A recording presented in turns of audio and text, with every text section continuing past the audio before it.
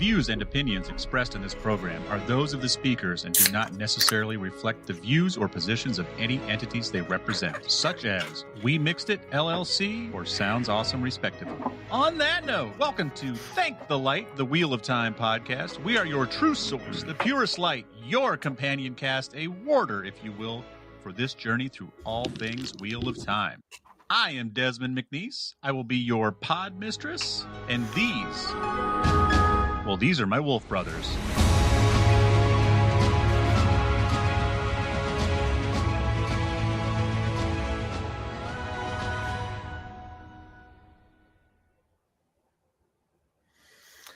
And I'm Fatty the Chef, or your hornblower if you prefer.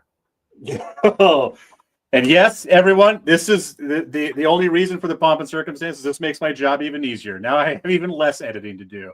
Now I don't even have to add an intro. or edit Fatty's dumb shit that he said at the beginning. I'm mostly wearing my glasses. I don't really need them right now. I can do this. Are you fucking serious? I got done watching episode 3 about 4 minutes ago. Oh man. Everybody, so we if you've listened to our last episode, we watched the exclusive release of episode 1. We didn't want to get too deep in it, just to, in case some people missed it. We didn't want to get too spoilery. So today, officially 1, 2, and 3 dropped. We're talking about all of it. We'll try. This is a lot to talk about, a lot to get to. And I'm going to try to hit the bullet points, man. So. And just everyone out there, the main thing I need you to know is this is the first time we'll be talking about these episodes. Yeah, so it's going to be a little rapid fire and all over the place. Absolutely. And I'm kind of glad it's just me and you tonight. Woo! All right. Well, brother. Well, Wolf brother. After the first three episodes of season 3. So I just want to say we're going to open up with a comment from the peanut gallery because it's here. William Richards. Hello, William Richards. How crazy is it that Ishamel's premier cold open was him being nice to a kid and Morgase's cold open was killing a child? No shit. I mean, like Game of Thrones, like she's giving real Cersei vibes right there. I mean, yeah. Let's talk about it. That's one of my notes. I'm like, I am feeling shame. Yeah. She's killing babies. That was and then Leandrin's kind of saving babies. I mean, not babies, but like about the same age girl that gets stabbed in the cold open. Yeah, I mean, it's ends justifying the means type of thing. I think someone's got some PTSD to deal with. They probably should talk to a therapist. First, this may take us all over the place. I may be ruining any kind of lenient-nologisticness that we possibly have in this episode. What really diverged from the book? Like, is there anything here where you're just like the queen didn't murder everybody, or? Well, we don't really know about that. We don't really know about her secession too much in the books. You hear that it was kind of a bloody, kind of rough affair. And the reason why it started is because Tigraine, aka Ern's mom, took off to the waste. You catch a moment where she's like, the last daughter heir of Andor went off on her own and never came back. And Elaine counters with, well, yeah, but that allowed you to take the lion's throne, and now we're where we are, and we're exactly where we're supposed to be. So that was a big moment. I don't know if I would say it divulges from the book. It's something that's kind of ambiguous, and it fucking totally works. Cool. First of all, as annoyed as I get, Elaine has some great stuff in the books. Elaine gets fucking annoying as shit in the books. Don't tell my wife I'm in love. She is badass. She is so badass, dude. The way she handles her mom as the queen, the way she's like, fuck you, taking my test. There's no illusion of safety for who we are now. And I'm powerful and I'm going to be a queen. Like, she manifests that sometimes in the books, but Ciara Coveney nailing this. It's really good. Avienda is. Does Elaine fuck around with Avienda in the books? No, there's a lot of tensions there, and they know that they're sharing Rand, and they definitely love each other, especially by the end. They're very close. It starts off in the books that Egwene and Aviendha are very close at the beginning, very close friends. Elaine and her become closer because she starts going to try to like teach her how to be not a sister wife, but I forget. I'm drawing a blank on what because my mind is going a million miles an hour right now. It's sister wife. Is it sister wife? Yeah. I just want to right. make sure I wasn't being, like Mormon terms or something, polygamous, whatever. I love that they're going polyamorous, not polygamous. It makes so much more sense. Yeah. Especially in the parlance of our times, if you will. It would have made sense to me when I was 14. It makes sense to me now. I like it so much more. And I mean, it's hot, fucking ginger on ginger, fucking crime. It's fine. We all have thousands of ginger. Dude, let's just go through the first episode. If there's anything that there's like major, I know I wrote them down. Honestly, bro, I found myself being incredibly nitpicky on things just because I was trying to find something to be angry about or something that other people will be angry about. Also, Mogadin, at the end of the first episode, creating so Jaichim is a character. Obviously, he's spoiler alert, dead now already, but he was made into a gray man. He was just a white cloak who was a dark friend. And, he just really has a hard time in the books and his whole family basically ends up getting tortured and killed in the books because he's not finding Rand and killing Rand, I believe, if I'm remembering it correctly. I'm trying to not cross it up too much, but so his arc is longer in the this book. Is why we need you, Jeremy. Book historian. Yeah, the historian fucker. I'm wondering if that instead of Min, now that I see her going to Tenchiko, I'm thinking that it could be Min and Matt maybe, and that Egwene may pop back into that triad with Egwene, with Elaine and Aviendha, because Aviendha and Egwene will get close, and then that will be, I guess it would make more sense as someone watching the TV show only that those are the three that are kind of there. But Min did say in the first episode how she was destined to fall in love with a man, and it was Rand that she saw. So I think that was in the show. I believe so. But anyways, so that was just one thing I thought of. Going back to the cold open, Suan doesn't answer Leandrin's accusation. She just disseminates and talks about something else. Another thing about the cold open, and John actually touched on this, but I already had it written down from the cold open. I didn't want to talk about it too much when we were on Saturday. All the Black sisters are using what they call in Harry Potter unforgivable curses. They're cutting people in half. They're throwing fireballs. While Suan was definitely attacking Liandrin and making her bleed and shit, the only other Black Aja sisters that die in that sequence, I could be wrong, I have to watch it closer, is the gal that Leanne beats to death with her staff, which is not channeling. And the weaves that are used by other people are defensive weaves and or at the very least, non-lethal. Yep. The other two Black Aja sisters that get killed are by Alana's warders. And Alana tries to kill Leandrin, that was fucking so cool, actually. The blade on the hand. I love that. That was pretty gangster. I love that. But no, man, I was really looking for stuff that really went different from the books. And they wouldn't be breaking if they were defending themselves, which I guess they did defend themselves, but to defend yourself with aggressive action wouldn't necessarily be breaking the No, it's not. It wouldn't be breaking the oaths, but I feel like they did that on purpose to show you, like, these are the good guys, these are the bad guys. Yeah. And one of the things is too that John went into this, and this is something you think about, sort of like the stuff in Harry Potter. Like, if you spend a lot of time with a certain wizard teaching you, you'll probably pick up some of their wand flourishes, stuff like that. That is the same with the one power. If you are trained a lot by a certain sister and she makes this hand motion every time she throws a fucking saw blade, you're going to do that too. And if you look at it, all of the other ones are kind of doing that same motion. So they've either been training by Liandrin, or I'm thinking maybe a Forsaken who've maybe helped them. It's not like they don't know these weaves, I'm sure, but I'm sure it maybe helped them perfect them. And so this is the best way to do them, or, so whatever. This is bringing up some way outside the show shit that I've probably asked about before and certainly should have asked about before. But if they can be certain that a male channeler is the Dragon Reborn, wouldn't the Reds also want him alive and useful? Yes, that's why Elida starts talking about wanting to cage him. And they want to cage him and keep him shielded. They're not trying to gentle him. They want to keep him shielded. Oh, she said shielded. Until the last batter. But what Okay. you already don't know what's going on is, it's ahead in the books a little bit, is that while Elida is dumb and inept, that is truly her plan, is to just, I'm gonna make the Dragon Reborn my like attack hound, basically.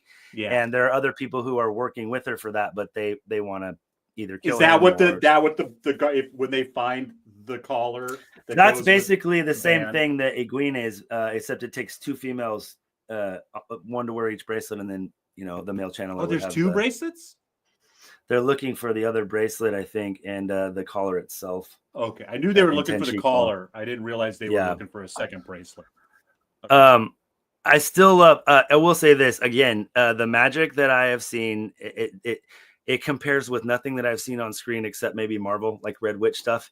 And of course, it's Marvel; it better be fucking good. So the fact that I think that this stuff kind of, there's hokey moments. Don't get me wrong. Like when the sister that's cut in half kind of slides down, it looks like it's on a slip and slide or something down the stairs. But they did other things that were so good, and we're gonna get to all that. Dude, the one gal's reaction to her warders dying, still super fucking creepy. That's the exact opposite of how you're supposed to feel. That's right. Yeah, I did not catch that the first time, and they show that immediate juxtaposition of her basically getting wet downstairs when her warder dies, and then 5 minutes later, the absolute crushing of the soul of losing the warder. Yeah, and it's just too bad Jeremy's not here, because this one's for him. Hey, you know what? It would have been really nice if the most powerful channeler in 1,000 years could have fucking done something right there. Yeah. Also, we got to see some healing, like the battlefield healing was really cool. That's where my video game note came from. Like when I saw one person's hurt, one person's applying the med pack, the other person is shielding that. Like I was just like, oh my god, this has got MMORPG PvP co-op. Absolutely, man. And that whole battle scene, like Leandra, I saw some the white cloaked fellas were talking about, like, oh, I guess swords to the heart only kill black warders and stuff, because Leandra got stabbed in the fucking heart too. But you got to figure they're probably channeling to minimize her stuff right there as it's going. So, and then they heal her right away. Alana is kind of incapacitated a little bit, and he dies fast. So, that's nitpicky to me. It's like, it's a fantasy show. It is, but I thought the same thing with this being the woke. It makes me laugh, but at the same time, it's kind of like, whatever. Yeah. If that's your biggest complaint, fucking get out of here. I want the outtake. Go spend your time watching something else. It's like if you're watching this to make that complaint, I'm sorry for you. I mean, I don't know. Try to get a dog or something, or enjoy life a little more. I get it, dude. I was, I get so many things that people are mad about, but at the same time, it's like, you know what? So far in 3 episodes, everything I was mad about or upset about the first, I forgot about. I don't give a fuck. If they keep going like this, I'm so in. So I asked, like John was saying, crawled season 1 and 2, crawled. So this one can fucking sprint, dude. Yeah, it's I explained it to someone recently. Like, they really had to do some weird shit to catch people who are only going to watch the show up on 3.5 to 4 books. And you couldn't. If you did it, people to watch it from work too. Yeah, I got another. I've heard of just a couple people. Like, I kind of quit pushing it. Like, I was waiting for this season to come out and hopefully be good and just have more to watch. Like, you don't want to push a show if you don't know it's going to get more. Like, especially when you don't have enough character development really that you needed in the first 2 seasons. It's a good story. It's not quite enough to really fucking hook you. And then if you watch those first 2 and then get these first 3, I think anybody who likes this kind of TV is going to be hard pressed to not at least like, okay, that's pretty fun. So I asked the question when we talked on Saturday, and I think I have an answer so far, at least. Of the Black Aja, there was a red, a yellow, a white, a blue, a gray, and a green all. Yeah. So I'm All assuming lodges. Yeah. I must have missed one because there's 7, right? Blue, red, yellow, white, gray, brown. So I haven't seen a brown yet. I haven't seen a Yeah. brown. Well, okay. Which We're going historically to talk about speaking, that a little bit. might. We're going to talk about that. Yeah. Yes, you have. The little person is a brown. Naomi's a brown. Oh, there you go.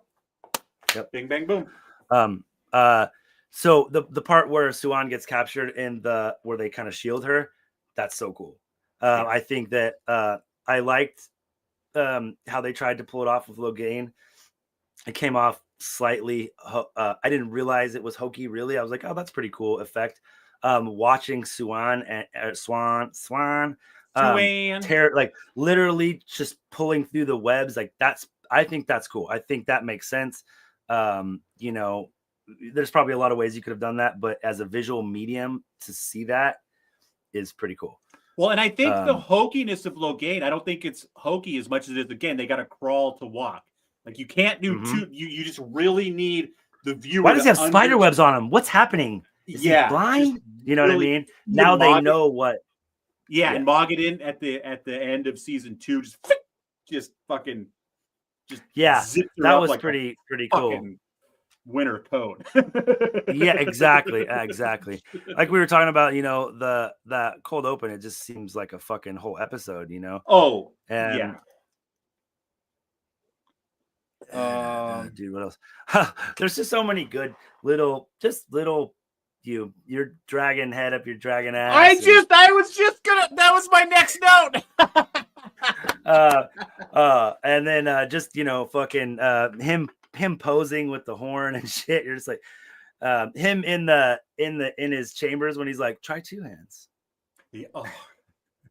So I wrote that down too, man. There it is getting, which it's so funny. That's something that, like, I don't know that they've done I mean, I guess other fantasy shows have done a lot of the legwork, but like the sexiness of the books, it's like you have to have it in there because so much of the book is people coming, even like Aes Sedai just talking about how handsome Perrin is. Like, you know, like they're not about ready to do it, but like it's like.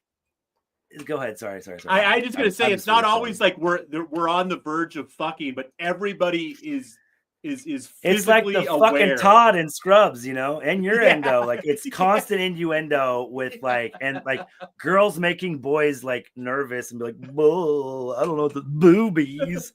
It's so funny. Oh, another good line. Well, she always wants to leave at dawn. Like, why not after a hearty breakfast? What? That's all I'm saying, Loyal. You know? Hey, Loyal. Wake up earlier and have your fucking breakfast. Yeah, buddy. Exactly. You so I think I'm right. I'm going to come back to this point. I talked to you and the editor and Jeremy about it 2 weeks ago, or I guess a week ago now, 2 episodes ago. I think Kalendor makes an appearance in this season. I don't think so. I mean, we might get like at the very end, like in the Stone of Tyr, someone showing up. You see it in the hall of the, you know, I forget what it's called. I'm not saying Rand's gonna wield it and murder thousands of people, but I think we see Kalendor this season. That's I'm still sticking to that prediction. They talk about it way too much. You can't. I just don't think you can plant that seed 2 seasons early. You know.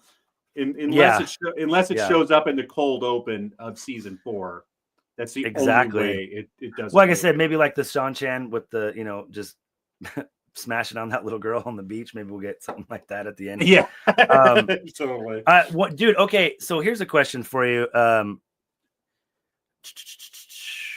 I did like what we got to see in Eggy's accepted test. It's a very short clip. I hope maybe we get a few callbacks. Maybe like there's a scene that kind of like makes her reminded of one of her visions or something she's dealing with. But that was pretty intense. You know, Rand had just killed Matt and Perrin. You can see the blood in the water, and then they show up in like full Aes Sedai regalia. You know, was that Elaine, Egwene, and Nynaeve? Yeah. Okay. I couldn't positively tell if that was Elaine. Yeah, definitely Elaine, and she's all. And, did I blink, or did Elaine go through the? They didn't show it, but she did. Yeah, she did. They told her she's going through it, and then the next clip, she's, I'm pretty sure she had her ring on, and then they're questioning the people, which we don't really get anything from Elaine's test in the books, if I remember correctly. I don't think we get to see any of her. I'd have to look that up, but I really don't think we get it. So that's fine. I wasn't mad about that at all. Well, then now I'm even more shocked they didn't spend a whole episode on it. No, dude. You know what? I told Jeremy Rafe was never going to hit me again, and I wasn't lying. He's changed. Okay, he loves me. And now, I do not want to forget. I am jumping all the way to the end, and I don't care. No. Okay. I just because I'm afraid if we get into that, I'm so jacked on the third episode. I'm trying to put the first two in the rearview mirror as fast as I can. I'm going to put a big note at the end of my notes, so I don't forget. Okay. Did you the first watch through it? Actually, I really did. I just kept going like, why when the bubble of evil is happening in the first episode, I'm like, why are Lan and Moraine just kind of sitting there listening to him scream? I'm like, what's happening? And then I realized they orchestrated this with Lanfear. Yeah. And I'm like, fuck, if that's not enough to make all those kids turn against you guys, I don't know fucking what is. It's a good thing y'all split up, because if that comes out, it's going to be a fucking problem. I think it'll come out between just like maybe Lan will let it slip to Rand or something. I don't know. I think it'll come out between just those three, and it's going to be bad. And then they're like, oh, if it goes bad, we kill her. Can you? I don't. You tried once. Remember, you fucking cut her fucking head off almost, and she just came back. We didn't get into this as much as we should have based on the trailer. Does Moraine die this season? I think so. And maybe not die. In the books, she dies. But there's, shall we say, extenuating circumstances. I think that she's going to go away for a while. Okay. Somehow. And if not right now, then at the very beginning, probably of next season would be my guess. So they'll find out after. I feel like she'll have if she's next season, if we get a next season and she's there, it will be a small arc, and she will be gone in the first few episodes. She won't have a lot of screen time. Yeah. Like it's already been filmed, so she can just take a vacation. Yeah, maybe. We get another Black Aja member that is a very high-ranking member and important at Egwene's test. Say that again? We get an important Black Aja member. Her name's Alvieren. Oh, okay. She's bad news. Nynaeve says something to Matt about is it poison or the cure? She's like, that depends on the wisdom and her patience. Yeah. She's sick of you, she will just kill you. Yeah, exactly. Like that doesn't inspire confidence. I'm just saying. So I didn't in the books, are heron marks made from the one power? Not all of them, but a lot of them. Not all of them. There was a lot of power wrought blades and stuff made in the War of the Shadow and the War of Power. A lot of them have been lost, or whatever. But there are heron mark blades that are not power wrought for a blade master if they just can't get their hands on one, because they're pretty rare. Usually, it's kind of like Valyrian steel, kind of handed down a little bit. Not always, but. So one of those things, they were probably all created 3,000 years ago, and every heron mark blade made sense. The breaking. I think they made power wrought blades until Arthur Hawkwing's War, because that was one of the things when the 3 Oaths came about. It was one of the 3 Oaths is that you are not allowed to make weapons for men to kill other men. I'm going to change something real quick. Hopefully we won't get lost. I'm going to just switch my Wi-Fi over, which it should hold on. One of my notes: Avi and Elaine kiss and fuck. Yes, they do. Yes, they do. There is no. I'm sure some people are going to be really mad about it, but I think it's fucking great. You get to see Rand, doing a little research with Loyal on the Carithian cycle, trying to figure out what he's going to do next. A lot of that, already does just right out of the book. There we go. We good? Oh, what'd you say? Sorry. I was just saying, you get so many things that are right out of the books, like almost verbatim. Loyal and Rand, going over the Carithian cycle, trying to figure out what he wants to do next. Yeah. The bubble of evil was pretty great. I saw a theory online that even though they never covered in the books that maybe that's something that is controlled either only in the show or in general that they never talk about by the Forsaken with the true power. That's why you can't see any weaves around it as people who could channel her in the room. So that could be a thing. Also, the fact that Lanfear didn't know about the Gray Man at all and was like, "You guys need to get the fuck out of here now." Yeah. They are definitely so Lanfear plays a game, you know, throughout the books, and when it starts getting towards the end, she really starts to seem like she wants to come back from the light to the light, whether it's to save her own ass or, you know, she just wants to be on the winning side, or she truly repents. You don't really ever find out, but they look like they're kind of taking that angle with a little bit of force earlier on. You know, it could be a ruse, you know, we'll see, but she seems like, because she was just talking to Rand in the last episode, not to get ahead of ourselves, about cutting her bonds, the dark one. You know, I don't know. She seems to love lose more than she loves being bad. Yeah, absolutely. I feel like she would go to the light to be with Rand over ruling the darkness forever.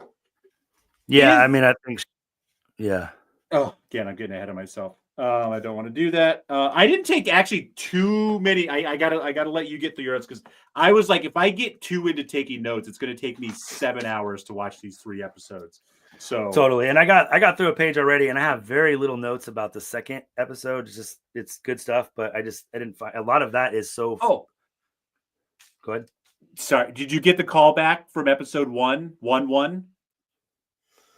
You can at least you can at least tell me if it was good or bad.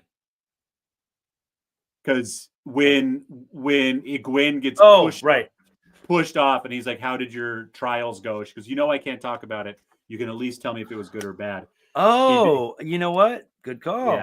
Yeah. I forgot about that because I hated it so much. So, you know what? You know why I didn't remember that, Des? Because I didn't care if it was good or bad. It was water. So, well, it was. I think it's still in the editor's cut, because we know she did something. We know she got. Are you sure? He skips that completely, and I am sure of that. Because even in the books, she goes off and becomes a woman. I mean, not really. She has like a meeting with Nynaeve, like when they're on the bridge, kind of. It's a little bit. They braid each other's. She's been kind of like half-ass apprenticing with her for a while. Did Matt? Another thing, Matt, during the Bubbles of Evil, the book, Matt actually fights back a little bit, right? Or does he stay frozen? Yeah, the cards. Yeah, the cards were moving. Oh, by the way, the images on the cards were Brigitte, who is a hero of the Horn, Arthur Hawkwing, who is a hero of the Horn, and the third one was I think her name is like Amasalia or something. I can't ever pronounce it right, but she's like basically a girl samurai who's bad as fuck, and she was another hero of the Horn. You see her in the last episode with the Heroes of the Horn. Those are the 3 card faces that they come out in the Bubbles of Evil to like life size, even though they're only like 2D. Right. And Matt pins them with the knives. So that was a little different. It was fine with me. It was a little different, but I didn't hate it. It was pretty. You get to see later on in the episode how, you know, Lanfear wasn't a part of that. So that's why Nynaeve's was, you know, so much worse. And then I'm gonna wait till I get to that too. So fuck, goddamn it, I gotta get through this. I just want to get to the last episode. It's really all I fucking care about. Goddamn it. I mean, not really, but I'm so excited. Like I said, I finished it like 3 minutes before we got here. Yeah. You see the boys playing Snakes and Foxes. Yes. In the tavern, which is cool, but it's more of a kids game. So it would have been kind of cool if they were playing Stones, which you see in the 3rd episode. Some people playing Stones, which is cool. Okay. Kind of like chess, checkers type of thing.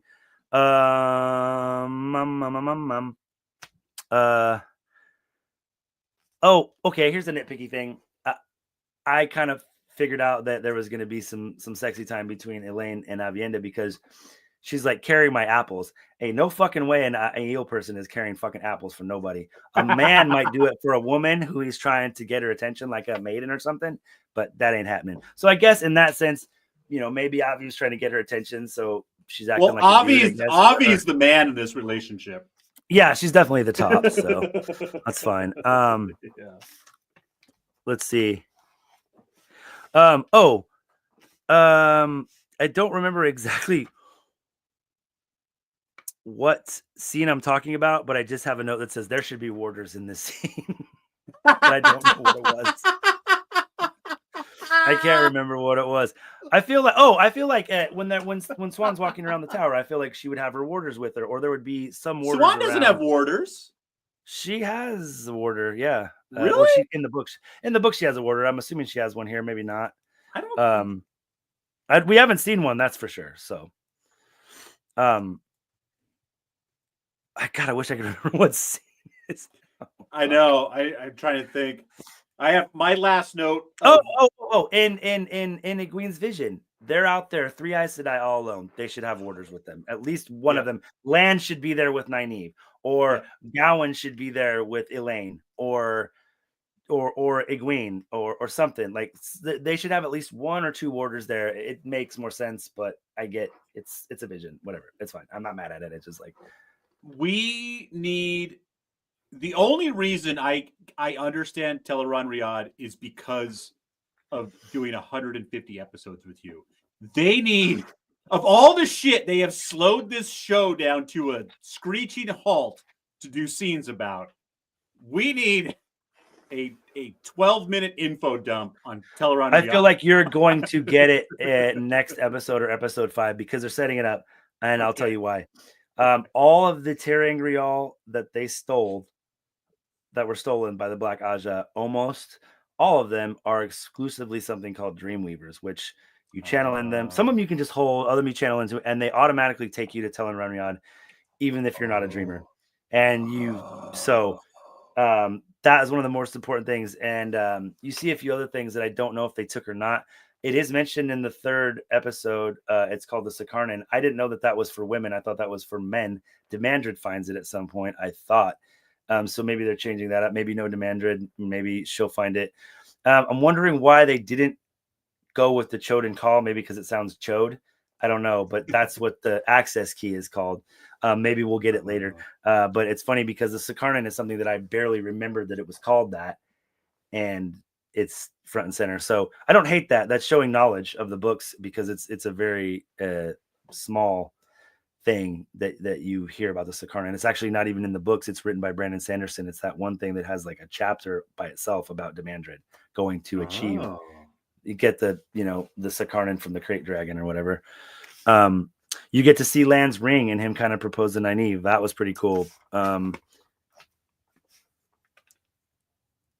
Perrin's ring getting cut and half and kind of like, severing his old life from him. That's not in the books, but good.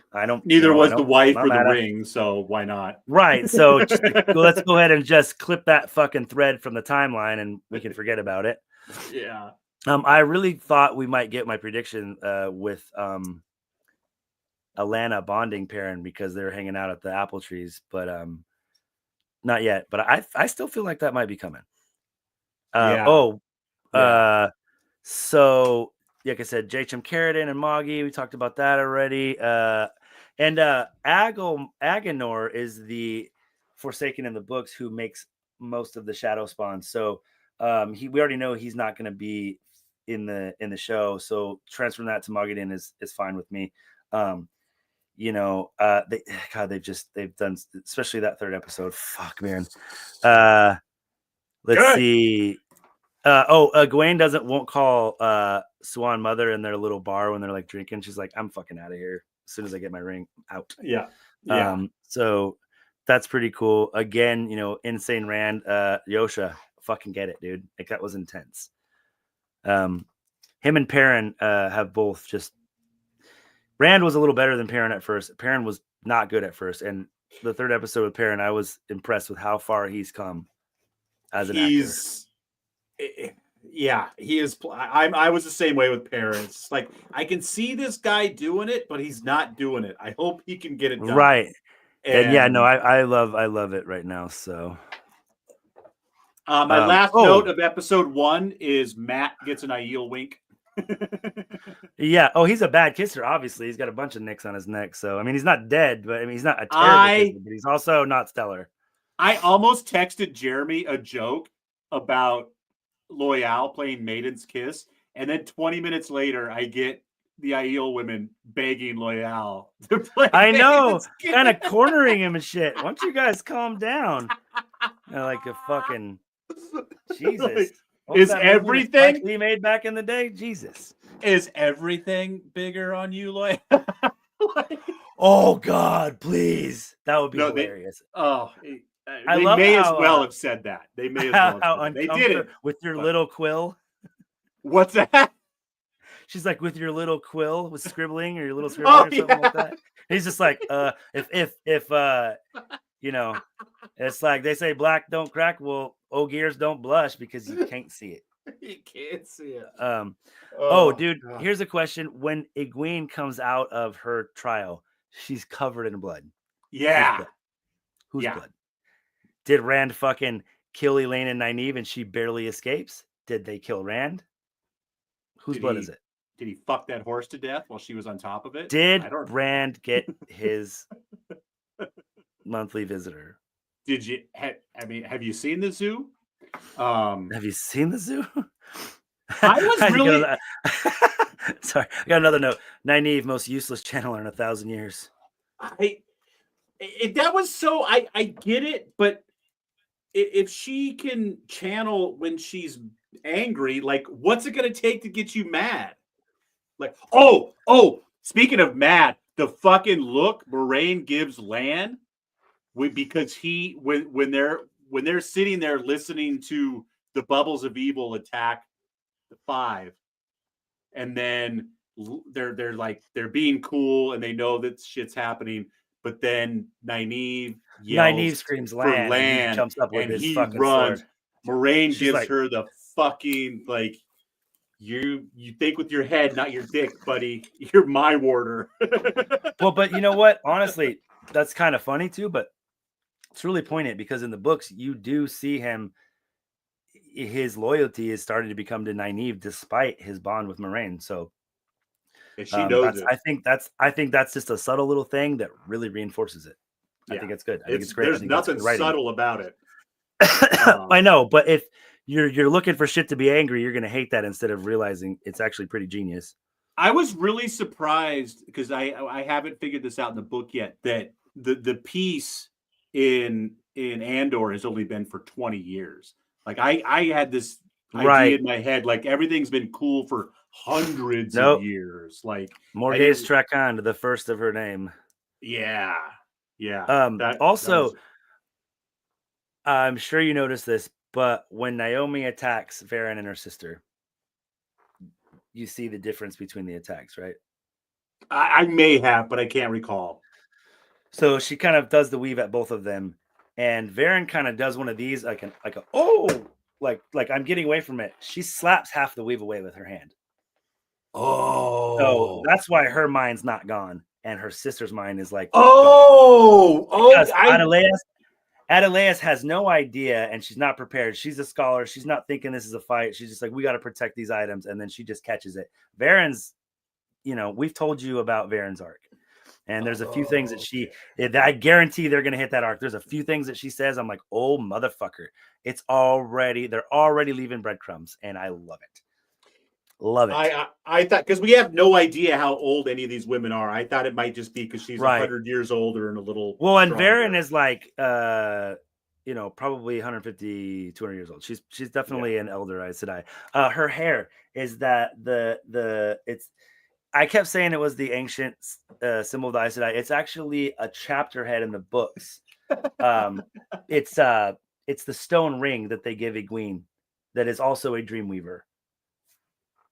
It's a black and white ring. Her hair that's like the bun on the side that's got the white and black swirl. Go Google it and you'll see what I'm talking about. Okay. I love that they're saying the shadow this year instead of the dark. It was never like the dark side or the dark in the books. It was always the shadow. It just sounds so much more authentic and legit to me. Also, this is nitpicky too. It's only been 20 years since the Aiel War, and Aiel haven't really been seen since. So you're not just going to have fucking 5 Aiel walking around Tar Valon like it's no fucking big deal. They would get some looks, or whatever, 3, however many of them there are in Tarvalon, it's gonna be maybe not a problem, but people are gonna be like, the fuck. Like So like they may as well like they give Loyal. Like what the fuck? well, maybe a little more than that, because the Aiel War was pushing, and only got stopped right outside the White Tower on the slopes of Dragonmount. They were coming for they didn't stop at Carhane, and they kept going towards the White Tower, and then they turned back. See, that's the kind of shit. Again, the fact that you say that was 20 years ago, like that's what supports my theory that news travels. Like these people, like I know the breaking was a long time ago, but like if these huge wars are happening to secure large areas, information is at least traveling within these large areas. Yeah, and then it's easier to get information over the fences and then circulate within the large areas. Well, and you do, but you'll find, like any great game of telephone, the story changes a lot from town to town, and it gets either bigger or smaller or more good or more evil or more fantastical, depending on who's retelling it. Yeah. Every gangster rapper raps about guns, but few have done it without words. Not all white people are clan members, but all clan members are white. Insert Nazis. I'm just saying.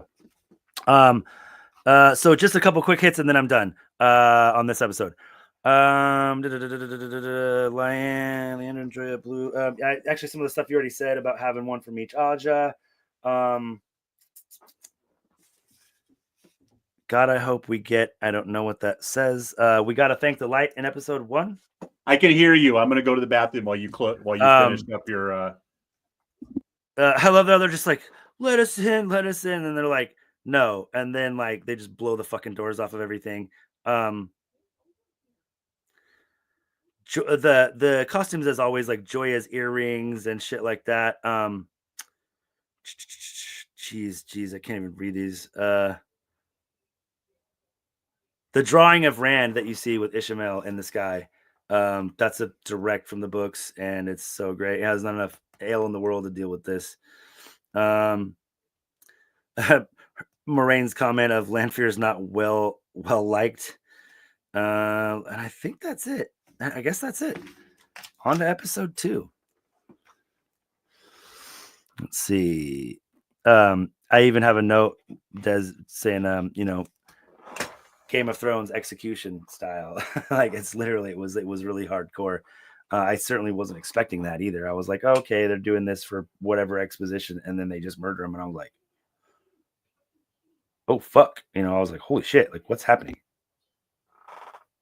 Yeah, that was crazy. Go ahead. I already started a little bit with episode 2. So what else do you have?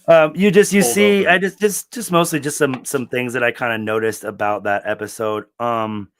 You see Gawain as a baby in the throne room. She's obviously pregnant with Elaine. You see Galad as like a 5-year-old or something. What else? I was like, who's escorting Morghese? You find out his name is Gabriel, who was actually, we will find out soon who he is, but very important character. I didn't know. I mean, they hit a lot of stuff well. I heard about possibly another Forsaken, and people were guessing that it's Gabriel, but we also get another Forsaken that people were like, oh, we're gonna have one or the other, and we got both, which is awesome. The scenery is so epic so far. So I'm jumping ahead a little bit, but I'm also right here. Gabriel was not the one we saw meet with Mogadin later. It is. That's okay. What I said. I don't want to get ahead of ourselves, but yeah, I have a couple notes. It was driving me nuts. Yeah, no, yes, we do, and yes. So I'm like, oh, Galad going great. The hall, you can see when Elida and Morghese first come in, you can see that the hall's been repaired, but there's still like some chunks and stuff that they didn't fix, and she notices it right away. Morghese noticed what's going on right away, even though Elaine won't tell her. They are smattering Elida's costumes with so much black, like Leandrin, Oh, You know, so I'm wondering, because she's technically not Black Aja, she's just fucking incompetent. But I wonder if they might, you know, I don't know. I she's don't know if at it's least going to foreshadowing. be in cahoots. If she's not officially black, she's got to deal with someone to Yeah, one, secure I her think she gets area. kind of, you've heard them use the term compulsion. I think that she was under a good amount of compulsion at times as well. You see the spine of the world, it's cool. You see some shots of where they're coming into the waste and the fog. It's pretty cool. Loyal addresses the longing in the second episode about how he's, you know, not kind of feeling good, and you know, he's looking a little older and stuff like that. You know, just small little you see him lock the waygate with the leaf instead of having them channel, and he's like, my feeling is like maybe you can only get these leaves from Ogier, and he managed to procure one somehow, or in the White Tower, because normally he's like, wait, enough of that channeling. So you get a little exposition that says, oh, you can open them without channeling. Look, I have this leaf. And, you know, so they keep referring to him as Builder without explaining that. So they're like, at least I don't think they've explained that in the past. Oh no, I guess they talked about how they made the ways. So, but they made the ways. A lot of there were Ogier stonemasons that built a lot of the White Tower. But viewers don't know that. I don't think so yet. I think there was one of the origins that we didn't get in season 2, what we got in season 1, I think explains that. Okay. About how they're called builders. And the Shan-Chan call them gardeners, but they're warriors, not builders. So they're like really kick-ass stonemasons. Let's see. The casting of Galadin going perfect. Fucking pompous. Tosses. Dude. I would let them bang me in their quarters. I know. Matt on both sides. That's a little hokey, but it's pretty funny. Well, especially because he's just like, Matt's doing his best to spend his days fucking all day, and they're really, really horning in on his his competition there. I'm gonna make a prediction that Nynaeve will kind of fix her block by healing Matt's memories. Oh. Also, well, once she realizes, what she's got to do is get her head out of her ass and realize that being a wisdom and an Aes Sedai are not that fucking different. So just quit being so fucking stubborn. Basically, and her your skills and her anger. You'll notice, like, she can't just be angry or scared. You know, like how like certain superheroes or whatever, you know, when they manifest their powers, it's usually in a time of like great need or something like that. They're gonna die, and then they figure out that they have these powers. It's not the same for her. She gets mad like fucking men stabbing each other with swords, diseases killing people, and then she gets, because she wants to heal everybody, she wants to make everyone better. So that's kind of, you know, that's where her, you know, as an actor, that's her motivation, if you will. Yeah. Also, we get a fucking sheep herder. Fucking finally. God damn it. When him and Rand are fucking sword fighting. And yes. And you know what's funny? I really thought that after all this time, once we got it, it was going to feel really forced, and it wasn't. Yeah. He's like, what's on your mind, dude? Like, brother. Well, I love it too when, I don't remember who it is, but someone's chastising Rand for even dealing with swords. And he's just like, it centers me, and Lan fucking talks to me like a person. Like, I right. Well, that's Moraine actually, but Avienda is kind of chastising him to Moraine and Egwene while they're practicing. She's like, because Aiel don't use swords, and she's like, if he's gonna be ill, you gotta fucking drop that shit. And Egwene's like, fucking settle down, okay? He's trying, okay? But I just love that Rand is just like this.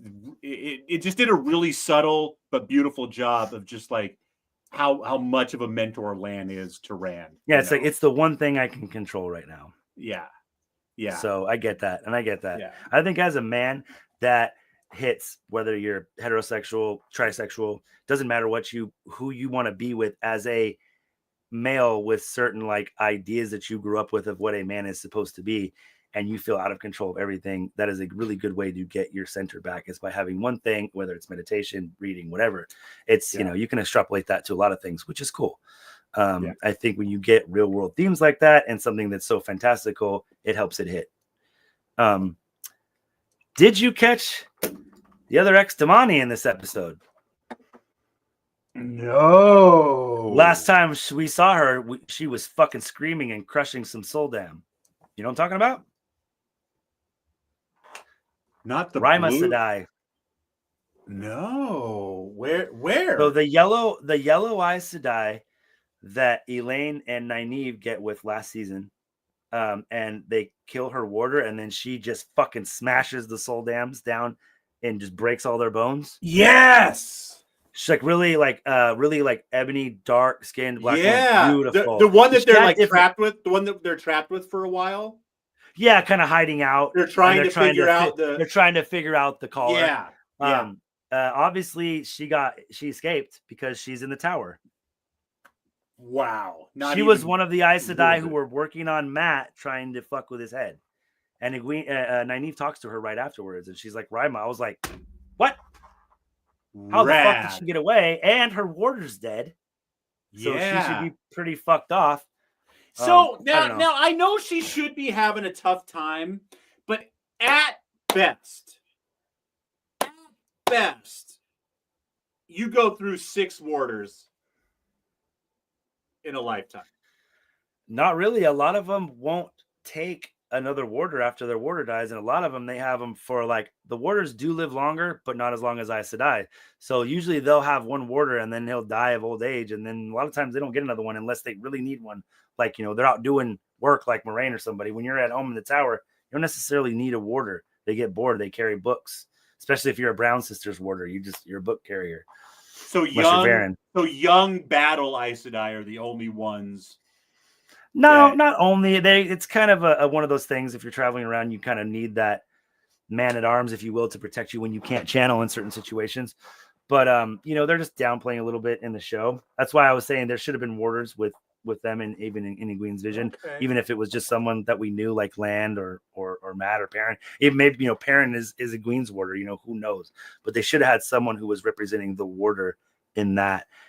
If it was a book scene, which I know they're not doing that, and we watched Aes Sedai walking around the tower grounds fighting with each other with, you know, what's her face was the only one with warders. So, you know, I just assumed it was like if someone's husband dies when if your husband dies when you're 30, no one's going to call you a whore for getting married again.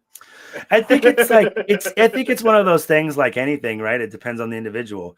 Yeah. If I have my best favorite dog pass, I mean, I'm not going to go get a dog tomorrow, but I'm going to be looking to rescue another dog as soon as possible because that's my heart. That's who I am. And I wouldn't want to be alone. I'd want to have that partner in whatever I was trying to do. You know, especially if you're doing some shit like Moraine is doing, you got to have someone to watch your back. Well, if you're in the war zone. Then you have people like Big Red who rescued a dog once, and then Chitwit died 12 years later, and he was like, I'll never have another dog. And he gets tears in his eyes. It's like, you have different types of people, right? So I think it's, you know, while it's a magically based connection that obviously some people can fucking ignore it or just enjoy fucked up shit, because she was literally like Niagara Falls after they died, man. She's gonna get another one just to murder him. Yeah, no shit. Like, well, and it makes you wonder. It's like, okay, well, she was a dark friend, but were her warders not, or like just they were, and she's like, fuck them, I don't care. I don't know. Lots of questions. That's a good point. That's a good point. Yeah. Let's see. You know, you see them setting up men to see the tower schism. You know, they're putting around all those people so she can look at Aes Sedai's, and she's like, something's gonna go down. Let's see. Moraine is Morghese is a bit Cersei-ish. Yes. So you get she's a seer or whatever. We don't really, you know, the shit between her and Matt, and it's like, it's okay, whatever. That's the only reason why I was thinking like maybe she'll end up with Matt somehow, because why would you give them this exposition together? You know, him being sorry and her being mad, and what she sees about him, which I can't wait to talk about, but we can't yet. Yeah, you know, and I was gonna say, Loyal has really grown on me. At first, I did not like the look of the character. His voice was good. His mannerisms were great, but now like it's all kind of rounded out for me, and I do really enjoy it. Just the whole thing with Matt making fun of the princes is just so awesome to me. That's pretty much it. We get to the two rivers fast. We get to the two rivers way faster than I expected, which thank God. Like, because we've got three. Well, because remember how long they're in the ways getting there in the Shadow Rising? Yeah. Like, and all the bullshit with Fail. Oh, well, they could have spent an episode and a half with everybody walking in different directions and just like getting to know, anyway. Yeah, that's the only way that I made it. So, sorry, let me finish yours. I'm sorry, I'm being awful right now. Let me finish. Well, you're connecting all these dots in your head, and I just like have these like 3 points of light that I can barely latch onto, and you're like Mogadin. You're just weaving all of this. You're 30, 40. Just go ahead and just latch. I'll give you all the milk, Des. 40 years worth of information. But yeah, I'm glad they got there. And it was a little like, I feel like it was a little Lord of the Rings walking simulator, Well, and it wasn't, and they could have easily done that. But I feel like parents should have bumped into somebody on the outskirts of town and been rushed in to hide. The fact that he just walked through the two rivers, it took forever for anyone to recognize him. And then once someone did recognize him, they're like, everyone's looking for you. Everyone's looking for you. It's like, well, obviously not. Like, I know I got a fucking not that hard. I know I got an afro and a little facial hair, but like, I'm fucking coming in looking like afro. I think that was for us. I think that was for us. Yeah. Just like, let's. I agree with you. Maybe like run into somebody in a field or something that's like, hey, Perrin, dude, you can't be here, right? Like, dude. Yeah, let me sneak you in the back door. What's wrong with your eyes? Yeah. I just kept. Lisa's like, what's wrong with his eyes? And I just kept thinking of that part in Shaun of the Dead. Is like, all right, Mary, what's wrong with your eyes? You got, hey Gwen, you got red on you. But other than that, other than how they did that, it was a little hokey to waltz into town and then be freaked out about him waltzing into town all of a sudden. Well, and then later when he's like, oh, I got to get out of here. And Gwen's mom's like, you're not leaving. I'm like, you were just telling him to leave like yesterday. like 2 days ago, you're like, you got to get the fuck out of here, Perrin. It's not safe for you here. And he's like, well, you're not leaving. It's like, what? I mean, that is a pretty quick change. And I mean, that is kind of how it happens because he starts to exhibit leadership right away. So I get it. But also another place, first of all, they probably would have seen as how they have people on the roofs watching for Trollocs. More should have been made about Loyal because that's one of the things in the books. They say people mistake him for a Trolloc. And there's like, you see the little kids kind of playing and then they're just kind of stop and kind of go it's time for bed. Oh, shut up. Good night. Yeah, well then go to bed. Bitch. You go to bed. Yeah, you go to bed, Lexa. But they kind of like slow down and like it's like a homeboy in Office Space when he's like listening to the hard ass rap song and then the homeless guy goes by him and he's like rolling up the window. That's what those little kids are. They're like, hey, oh. I mean, I can't talk to my mother, so I talk to my diary. Exactly. But you get at least a little bit of a thing. But like honestly, the Aiel would be as big of a like, the fuck are you doing here? Because they haven't really seen Aiel, so. But I mean, I guess White Cloaks and Trollocs are coming to town, so maybe they're not that excited. I another question I know you've answered 100 times. Who do the Trollocs work for? The Dark One. Okay. I mean, okay, the Dark One, yes, but usually, so there's no Trollocs. They're kind of like the Forsaken's armies, basically. So usually there's Forsaken going all these Trollocs. They're helping them get from place to place or directing them. It's not, it's the Dark One's lieutenants who are doing it. So now, is it the Fade? The Fades work for the Dark Ones. The Trollocs work for the Fade. The Fades are the generals. or I don't know how much Pawns, the king, the Mudrals are bishop. like the Mudrals are the NCOs. They're the people who really win the war. Yeah, exactly.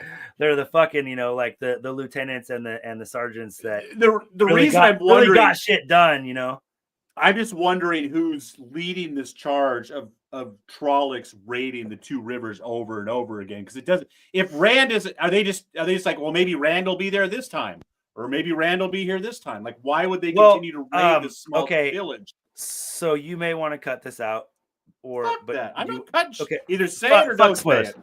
Okay. So it's Pot and Fane, more or less. He is becoming something more than just a dark friend, especially now that Ishmael is dead. Ishmael was kind of his master, if you will, and was kind of pulling his strings. And now he's kind of been distilled like ×3 as a dark friend, Pot and Fane has. And so now he's like has this compulsion to find Matt and Rand. And so he leads the White Cloaks knowing that they'll look for Perrin, but he figures if he gets them to do enough damage with the Trollocs fighting each other, even though he's kind of like playing both sides. He's kind of on his own at this point in the show. He may be having a Forsaken who's, playing his strings, but in the show, he's kind of doing his own thing. Or in the books, he's doing his own thing at this point. It's exactly like Darth Vader blowing up Alderaan, arresting Princess Leia and Han Solo. It brings Luke Skywalker. So he's just trying to wreak enough havoc, right? So that Rand plot device to bring Luke. Rivers. Exactly. Yep. Even in the Last Jedi, they gotta have enough shit go bad for Luke to come back. You know what I mean? Yep. It's just it's a standard plot device. It works. So it is the hero's journey. Yeah, it turns out it's the facts. Like I said, I really love Elaine's character coming into her own, and she's like, "I'm gonna earn it." I'm like, "Fucking earn that shit, Queen!" Like, definitely, like, respect. I really like her character a lot, much more than the books in many ways. I already think. Shout out to the editor out there. You're doing God's work. I love you. I feel like he may already be regretting completely removing Min from season 2. Like, I get that she didn't play a part in the finale of season 2, and it didn't make any sense in that movie. Well, her conversations with Matt won't make sense, right? This season so far, Yeah. And the fact that she's in the tower and she's kind of playing an important role to Siuan because she knows what she is. It will make that a little harder, but not that much harder, honestly. It's just like, oh, you're back in the tower. Like, how did Rima live? You know what I mean? We're not going to get that right now, but she's alive and she's there. No, I guess so. No, I guess it'll play okay to just have her. Yeah, because you're right. Because I think they do talk about it enough. If he's going to have to include a lot of conversations that he may normally cut out because it's just mulling over last season. But now he'll just have to leave all of that exposition in, and I think it'll make sense. You're the man, editor. Thanks. Yep, and always, and I am loving standing invitation. I am loving having Min. I don't know why I like her character so much. Maybe she's I just snarky, like her. It's funny. That's not, and her and Matt. Hopefully, I really think they're going to end up together. How bad is Elida? Just how bad is Elida? Is she more incompetent than bad? Oh, what? Just ambitious, nearsighted, and ego-driven for sure. And really incompetent and a bad leader. There's a reason why she's not the first sitter anymore. It wasn't just because she fucking left. In my opinion, I don't have really anything to back that up. It's just the vibe I get from everything I've seen. Or, basically it was going to be her or Siuan or Moiraine probably to be the #1 seat. And Siuan decided, I'll stay here. Moiraine said, I'm going to go look for Rand, and Elida lost. So she got pissy and left the tower. She also had a foretelling saying that Andor's royal line would be instrumental to the last battle, which it really is, because we're talking Gawain, Galad, Elaine, Rand, so it's very important. Is Elida being compulsed? I don't know if she is yet. I think she will be eventually for sure. What's with the shaky hand? With the shaky hand, and then is that compulsion? I'm wondering. That was my guess. I don't know. Like maybe her trying to fight it or something. Yeah. But either that or because she's so stressed out about what she's planning to do. Because Gabriel's laying a compulsion on this whole castle, right? That's what mostly Morghese, but I'm thinking probably her too. Well, he fooled Elaine into thinking he fooled Elena into thinking that they've been hanging out and drinking for years. Yeah, and that's not the truth. He's only been out for 2 months. Yeah, or however long it's been since Falm because she released him. I think she said. I think Mogadin said 2 months. I think she actually said. Yeah. Just real quick on Mogadin, when she's creating the Gray Man and she's like, "I need you to fucking find somebody for me," and she's just like, I'm like, finger fucks his mouth with black fingers. And then that's pretty disturbing, right? I don't know if she tasted it, but she was smelling those fingers. Yeah. No, she was like, dude, yeah. I was like, this is a fucked up. Like, I think a lot of people hate on that scene, but I think that scene's really awesome and fucked up.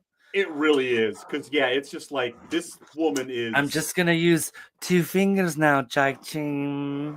Do you want to be brown? For all the Forsaken to be scared of her, like that just shows. I mean, they're all scared of her. It's funny; they're definitely all wary of her, and that's something that's a little different in the book. She's a little bit. I don't want to say mocked, but people are kind of like, yeah, she's capable, but she's a fucking coward. She's gonna die this season, so they're just gonna. That's why we're just getting. I think so. I think we're gonna lose a dark friend every season. I think we lost. We should lose 2 this season. Definitely 1. Okay. You know what I can't find is now that I know that everyone wears them. Like I thought it was just Ishii's special thing. Now that I know that the 3-finger ring is a Forsaken thing, I want one so fuck. It's not just a Forsaken thing. Really? Who else? Who wears? Lews Therin has one in the Age of Legends. Oh, you're right. All the men do it. I think that's their version of the Great Serpent Ring, maybe, or maybe it's some sort of an angle. I don't know. Maybe it was like a symbol of them. I have no idea. I have no idea the significance of those rings, especially now. I used to think maybe there were something like I said. I spent 20 minutes trying to Google where to buy. You can buy every version of an Aes Sedai ring, but I couldn't figure out what word combination to put together. I'm gonna go buy some brass wire and just fucking bend one tomorrow. Baling wire and paint it gold. Fuck it. I don't care. Fuck it. I don't care, bro. I'm gonna stick my fingers down your fucking throat. Oh, sorry. Yeah, God, dude, that was just fucking. Oh my God. All right. Well, sorry. Are you done with episode 2? I was just gonna say, all right, you ready for this? Because my last note for episode 2 is I noticed my first green screen. Oh, you did? When Rand and it makes sense. Rand and Moraine are literally on a mountaintop. Like they're not on. That's when she's chastising him about the sword. Yeah, that was the first like. Oh, they didn't go to the top of a mountain and film this live. They green screened this, so it's all good. But it was weird because they might have been on top of the mountain, but they weren't on the edge. yeah, they were probably sitting on a rock somewhere outdoors. Yeah, but it stood out so much, and that's when you realize how much they don't fucking do it, like how in shot everything is, because it was weird when it wasn't. So I was worried that Justin's worried. Everybody, I was worried that Rafe was going to shoot his wad in that first episode, and then he was going to come home from the bar and beat me again. But this is a better episode to me than the first one. The first one is definitely action packed. It's great. There are so many things from this episode that are direct calls to the books, and a couple of things that are a little bit tweaks that I am totally okay with and I love. First of all, first note, Raven, he's Gabriel. That dude's a fucking very important Forsaken. And Matt's storyline and Avienda's storyline, and obviously everything that happens in Camelin, the fact that he is so tight with Elaine and she thinks they've been buddies forever is, like you said, awesome and scary. that actor is killing it. It's I mean, not maybe like physically exactly. They describe Gabriel as like a kind of a large man, barrel-chested, older man, but very handsome. I think he is his mannerisms and his attitude is perfect. He's very much like how he caresses Mogadin's cheek. You see him doing that kind of stuff with Morghese and stuff. You hear he does that in the books when he's trying to get her. She'll start to question things, and then he'll be like, "My love," and she'll forget.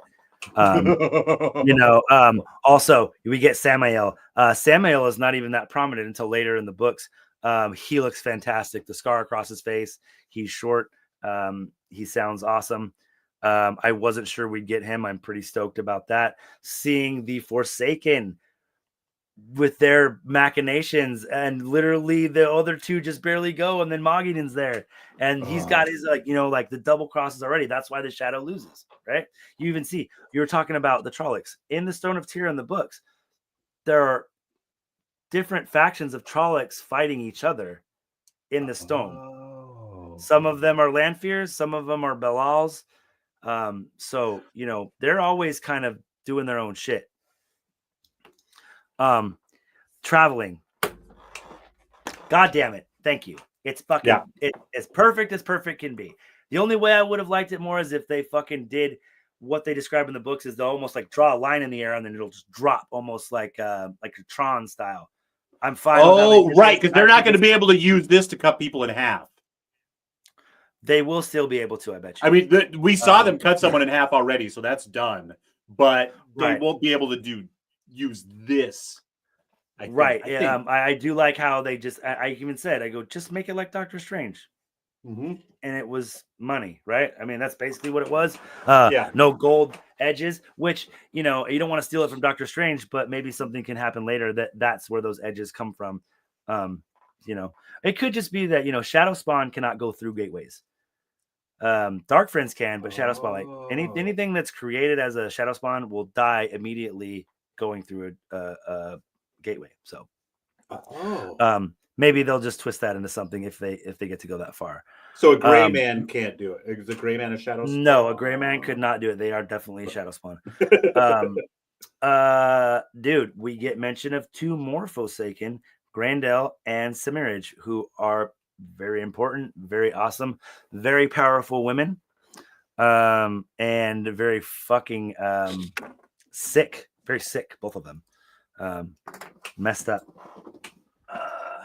Tell me about the hearts, the Black Aja hearts. That's just like if you've ever heard people talk about like a Taliban, like terrorist cell. Yeah, there's only so many people in a cell, and they don't really know anyone outside of their cell except like one of the people in each cell will know each other. It's to kind of keep things anonymous so people can't rat out, basically. It's very what's again another Marvel thing. Cut a head off and two more grow in his place. What's that called?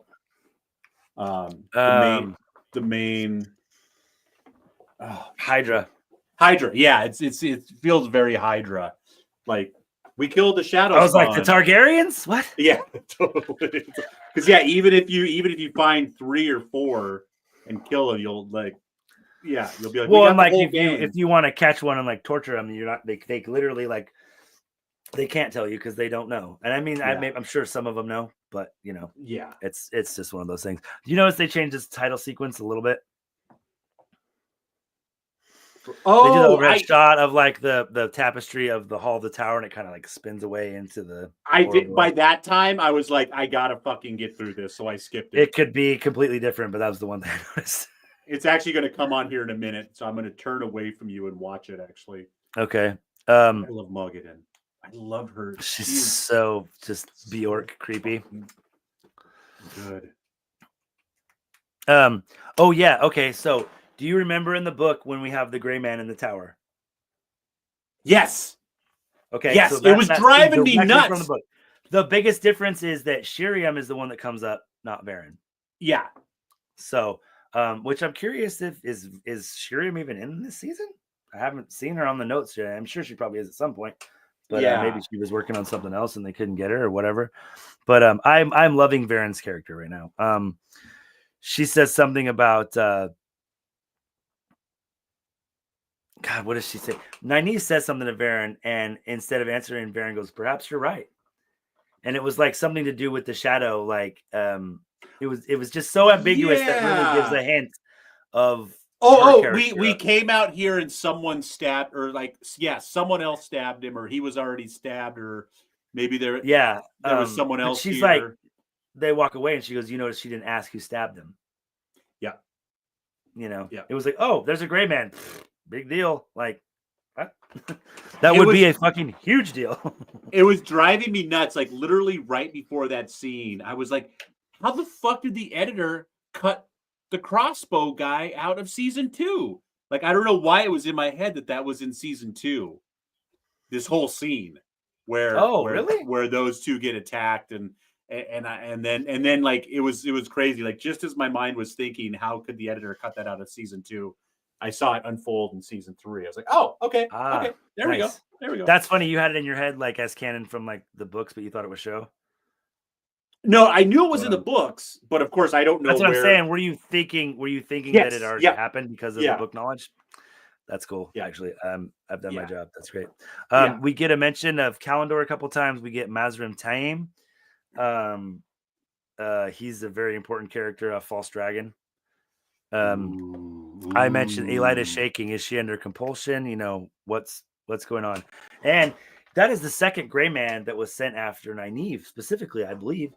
And that's Moggy going after Nynaeve, which they didn't have beef yet in the books, but you know, they have beef later for some reason. So they're definitely setting up that confrontation between Nynaeve and Moggy. And I think that, I hope it does, they capture her within and they start making her teach them, which is pretty cool because they start to get to learn a lot of stuff from the Age of Legends. It's pretty awesome. Yeah, dude, exactly right, exactly. Let's see.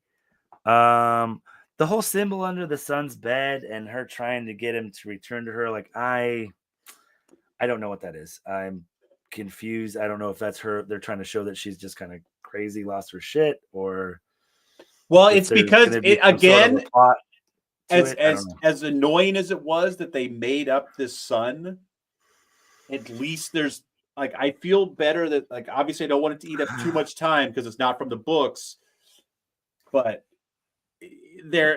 Rafe at least has a plan. I think her son is going to come back broken. I think it's sometimes things are better off dead. I think that's what's going to happen. I wonder if they're going to try to trick her, because in the books, Ishi's happy to have died. You saw that even as Rand killed him, he's kind of like, it's so beautiful. Yeah. The Dark One says, nope, I'm going to snatch your soul and put you back into somebody else. So what if her son ends up becoming Moradin, who is Ishi reincarnated somehow? I just thought of that. I'm like, why else would we be having someone who's going to be reborn again? And I'm like, Ishi maybe as Moradin. Although they kind of seem like they're leaning into Lanfear being that final confrontation, and that would be pretty hardcore, because that would mean that the final battle for the light versus the shadow is Rand and Lanfear, which is his ex-girlfriend. So that's poetically fucked up. Yeah. Why do you keep bringing me here? Yeah, exactly. I didn't. You brought me here. Elida says something about it being an important day. I feel like we're gonna get the coup maybe this season, and maybe real quick. I think maybe episode 5. I don't know. What is this coup you speak of? So at a certain point, you have this schism where you have this, what just happened, where the Black Aja members are leaving the tower, but not all of them.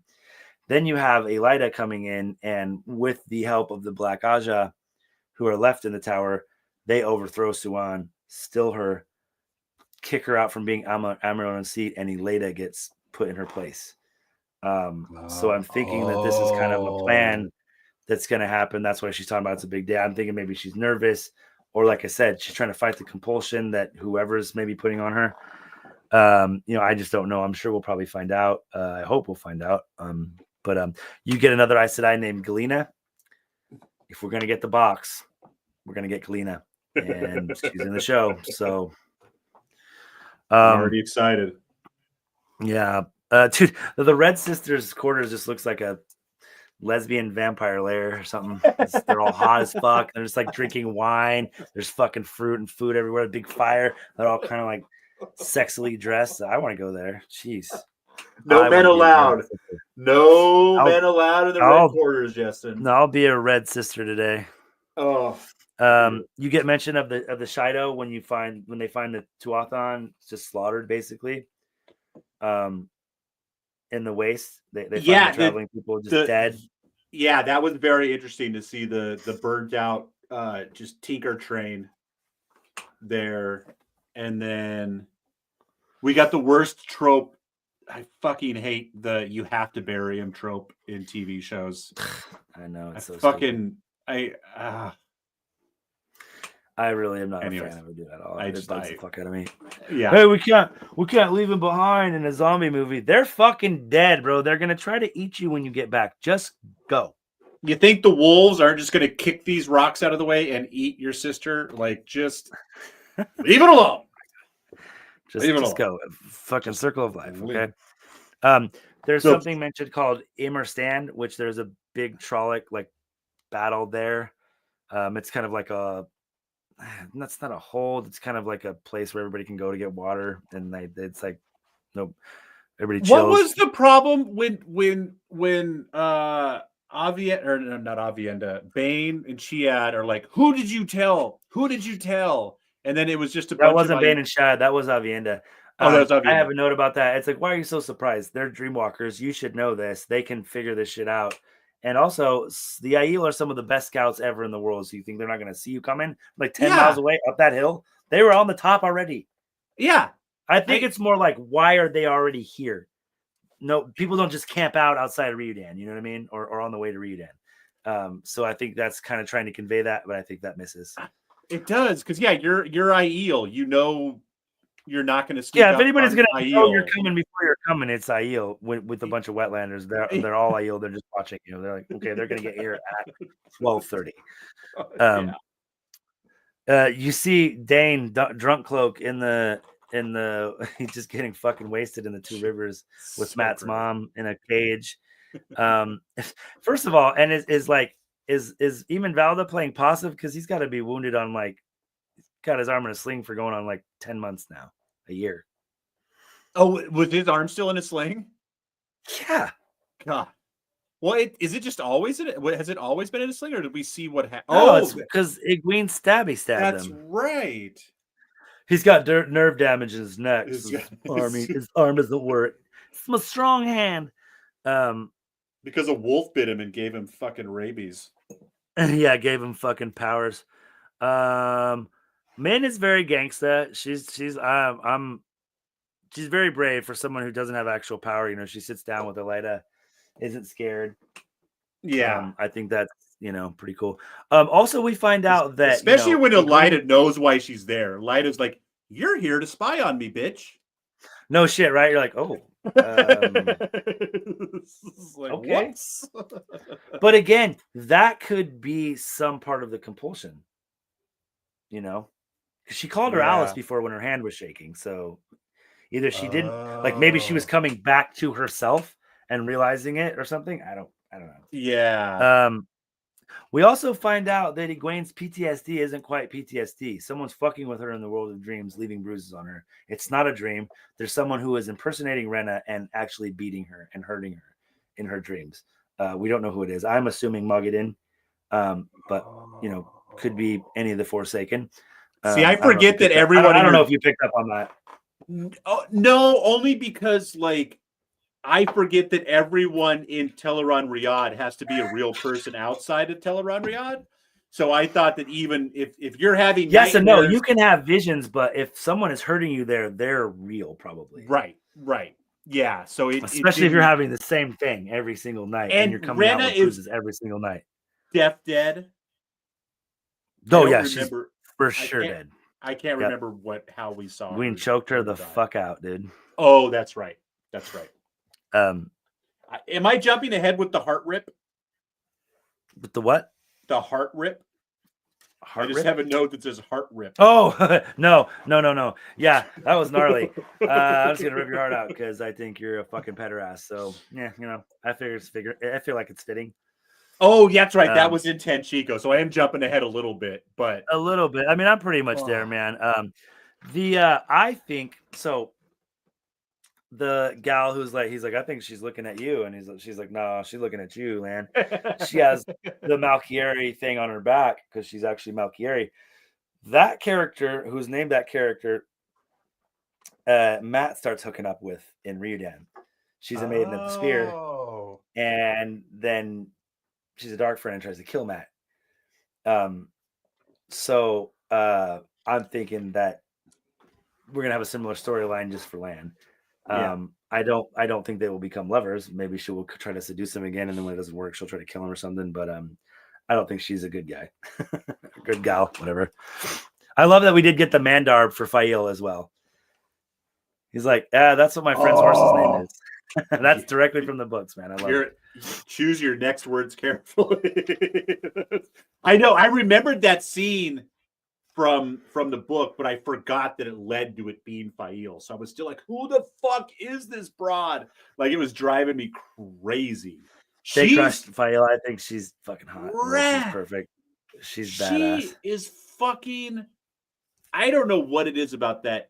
Is it an actor, even an actress? Like, I don't want to dead name some, like, I mean, I think so. Yeah, her name is Isabella Buschieri or something. She's an Italian actress, I believe. I don't know. She's very.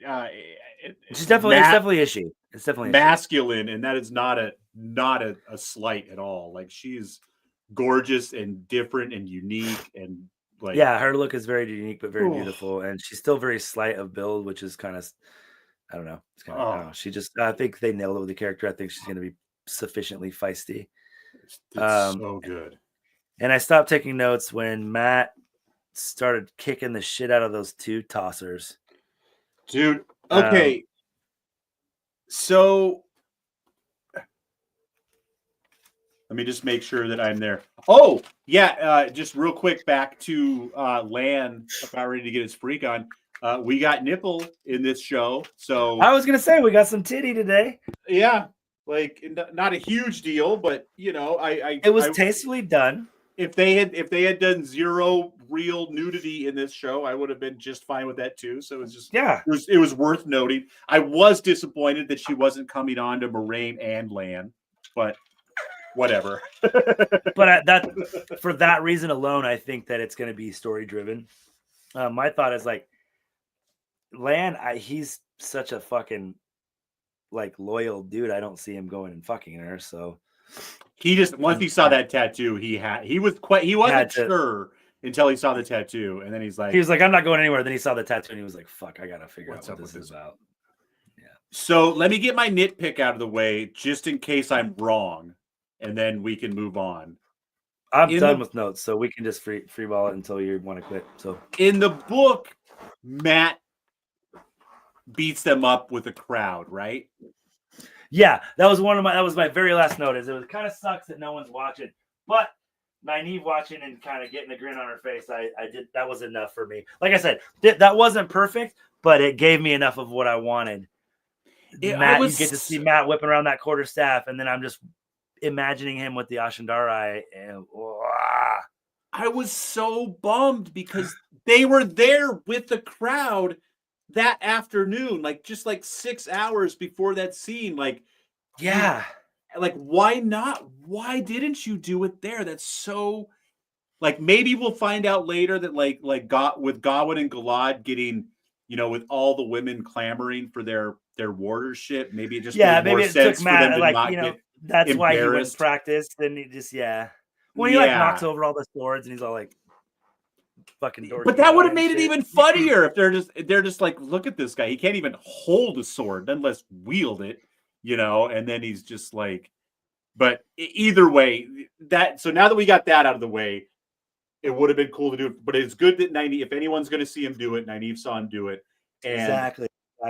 Holy shit. Yeah, dude. And even like they're kind of making fun of him just doing it, and then he's just like 2 marks. Two, kicks the shit out of tap, both of tap. them. Two Well, and I marks. love it that I thought they captured in the book, because in the book he's like, hey, defeat, don't kill. And he was about to fucking smash Galad's fucking face in. So like I did dig that. Oh, and my very last thing, you saw Matt hanging.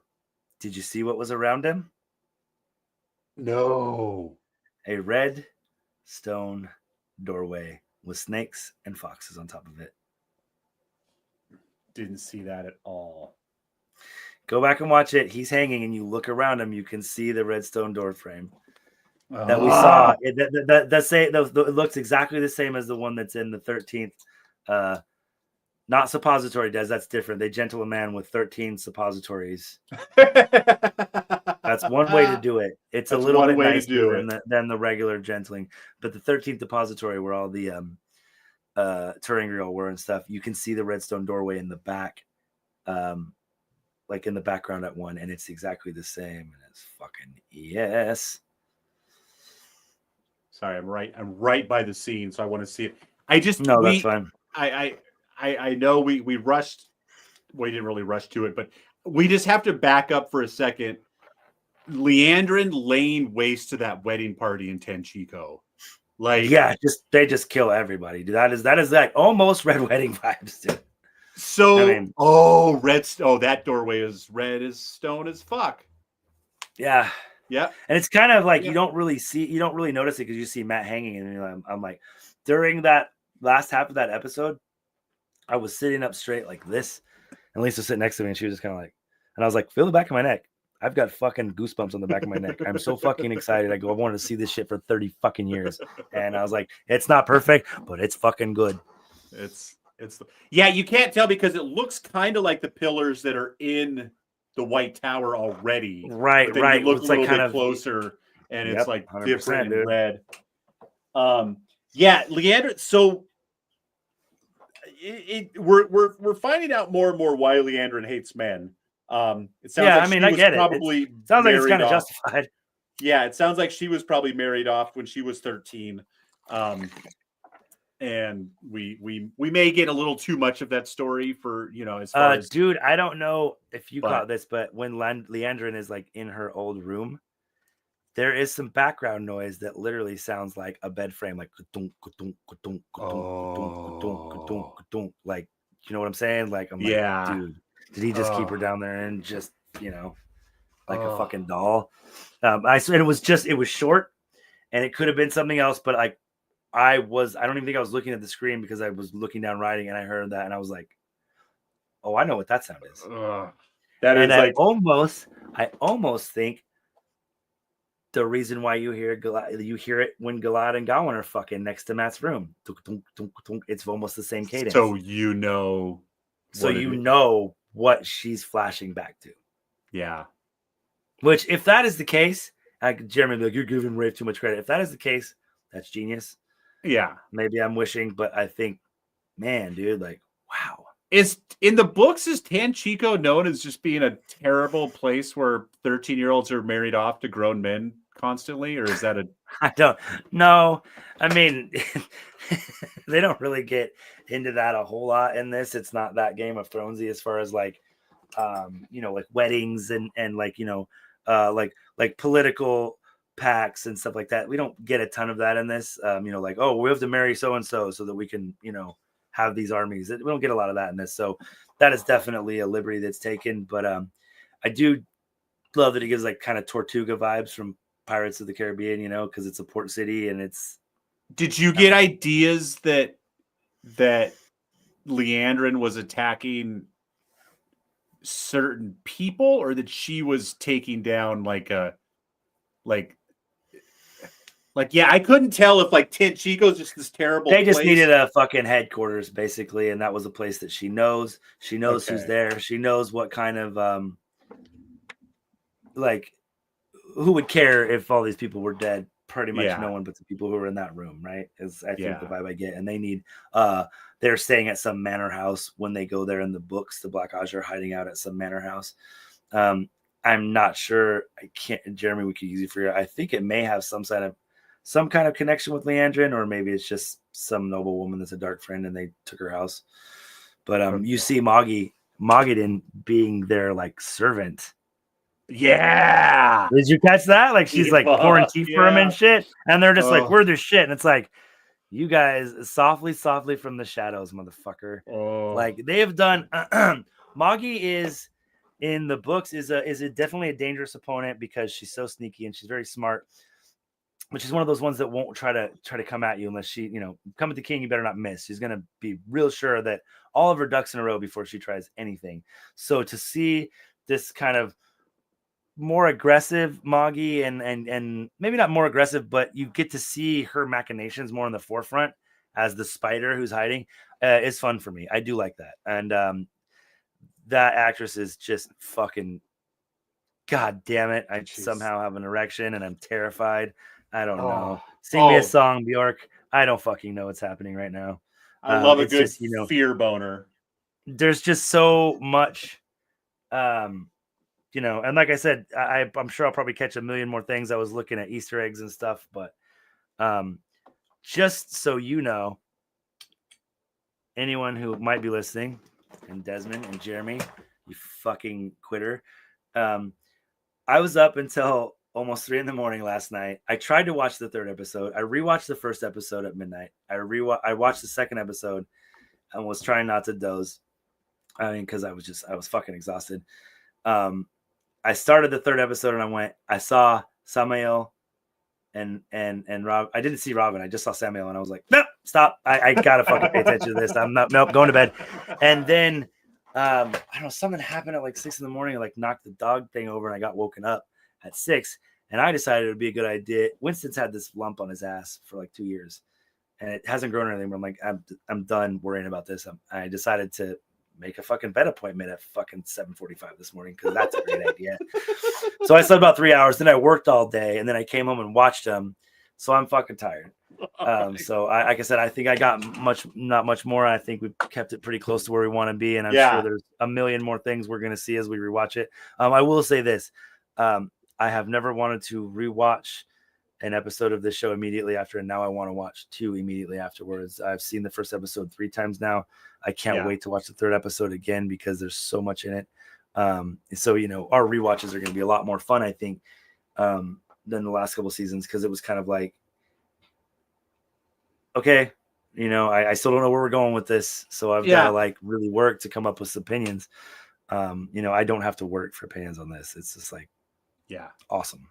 Yeah, it is so good, and like like we do every season, this feels a little bit rushed. Like next week, we're going to spend the exact same amount of time on one episode, and we will come back to this the week after season 8, the week after episode 8. Not the week. We'll probably do a full recap, whatever. Very shortly after episode 8, we're going to come right back to this. I don't even know if we're going to do. Like if we do a commentary style, I'm going to watch the whole episode before we start the commentary, like just to really soak it in. Well, so because you don't want to like be making a comment and then miss some shit. So yeah. But I'm with you, Justin. This makes me excited to I know we just did a rewatch with the editors. Yeah. This makes me want to go back and watch the first 16 episodes again. All of them, just to pick up on everything and just see how many breadcrumbs I didn't realize were breadcrumbs. Well, like perfect example where Rand is standing in the stream in Egwene's vision. That's where they cross the river when they're leaving and the Trollocs are chasing them in the very first episode. So stuff like that, and seeing the 2 rivers rebuilt similar but slightly differently, all that, man, I think is done. It's like you said the last week or the week before, Disney can bust all this shit out in a year because they have a dome and they can put whatever. Yeah. But the amount of work that's went into finding locations, practical effects. I mean, we're kids of the 80s, bro. We love that shit. Yeah. I'm a fan of mixing, green screen graphics and stuff when it works and when it looks legit. But, being able to do a combination of the both makes me really happy. So actual light hitting actual objects looks amazing. And this show looks the sets they build,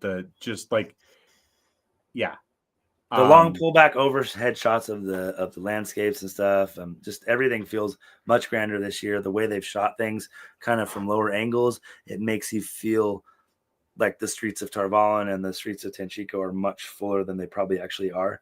But I think they're doing a really good job capturing that. I mean, I honestly don't even care about any of that shit right now because they're nailing the story so much. It could be walking in Hogwarts. I don't fucking care. It's awesome, dude. I love it. I've never, like, I understood the idea of wanting to go to places where they filmed Lord of the Rings scenes. Like, I got it, but I didn't give a shit. It's still just a field. I want to fucking go stand in one of these fields. Where the Waygate was. I want to go to that dune where the fucking tide comes in, where the Waygate was, and be like, holy shit, this is cool. Yeah, so cool. But, and I don't really care about that kind of shit either. So, I mean, I do, but it's like, whatever. I love you. I'm going to start playing the outro song. I forget how quickly it comes in. So excited. So awesome. We'll be here next week, folks, 8 p.m. Thursday night, talking about episode 4. Come here, be here, or be square. Put your dagger in the horn box. And may you always find comfort in 1,000 ginger women. Always. And may you always find water and shade. You can leave the stage, but leave your laptop open for a minute while the song plays through, and keep your dragon head out of your dragon ass. Always. Listening to Thank the Light, the Wheel of Time podcast. Do yourself a favor. Tune in live on YouTube at What Sounds Awesome, Thursday night, 8 p.m. Awesome. Pacific Standard Time. And check us out in real time. Get your questions and comments read on air, or just be the first to hear us. If you can't be here live, please send your questions and comments to thankthelight@gmail.com. That is thankthelight@gmail.com. Until then, put your dagger in the horn box. I am not average. I am not ordinary. I am a masterpiece. You know I do it for me. I am not perfect. No, that's imaginary. But I'm a masterpiece. You know I do it for me. And all my colors and paints, all my lines and my shapes, every move that I make, I am not basic. It's self-explanatory. I am a masterpiece. You know I do it for me.